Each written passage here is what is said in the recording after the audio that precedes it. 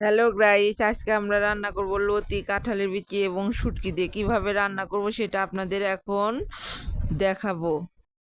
এখানে আমরা কচুর লতি আর কাঁঠালের বিচি কেটে ধুয়ে নিয়েছি। আমরা এটা রান্না করব শুটকি মাছ দিয়ে।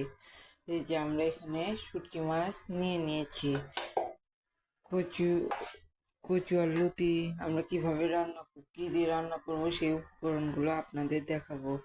আমরা এখানে নিয়েছি পেঁয়াজ মরিচ কাটা, তারপর দিয়ে দেব হলুদের গুঁড়ো, তারপর দিয়ে দেব লাল মরিচের গুঁড়ো, তারপরে দিয়ে দেব সজের গুঁড়ো, তারপর দিয়ে দেব লবণ, তারপর দিয়ে দেব সয়াবিন তেল, তারপর দিয়ে দেব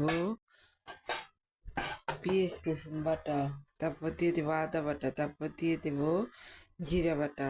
আমরা কিভাবে রান্না করব সেটা আমরা এখন দেখাবো।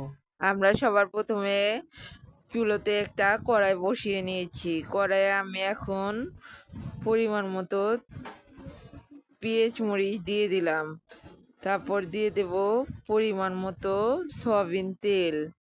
সয়াবিন তেলটা পরিমাণ মতো নিয়ে নিলাম। এখন আমি পেঁয়াজ মরিচটা একটু ব্রাউন করে ভেজে নেব। ব্রাউন করে ভেজে নেব। ভেজে নেওয়ার পরে এর মধ্যে সামান্য পানি অ্যাড করে দিলাম। অ্যাড করে একটু নাড়াচাড়া করে দিলাম।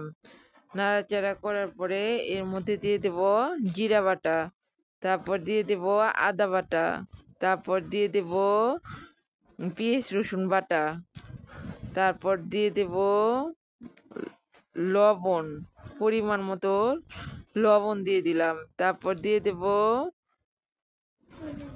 হলুদের গুঁড়ো, তারপর দিয়ে দেব লাল, তারপর দিয়ে দেব লাল সজের গুঁড়ো, তারপর দিয়ে দেব লাল মরিচের গুঁড়ো, পরিমাণ মতো দিয়ে দিলাম। এখন আমি মশলাটা নাড়াচাড়া করে দেব। মশলাটা নাড়াচাড়া করে দিলাম।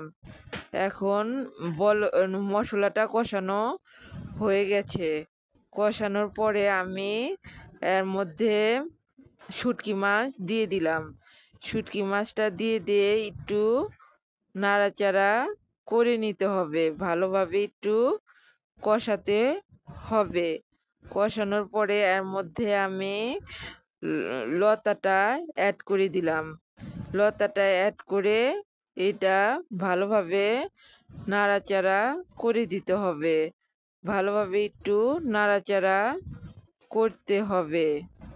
নাড়াচাড়া করে আমি এটা এখন ঢাকনা দিয়ে ঢাকনা দিয়ে ঢেকে দেব। ঢাকনা দিয়ে ঢেকে দিলাম। ঢাকনা দিয়ে ঢেকে হয়ে গেল আমাদের মজাদার লতি দিয়ে শুটকি রান্না। এখন আমরা পরিবেশন করব।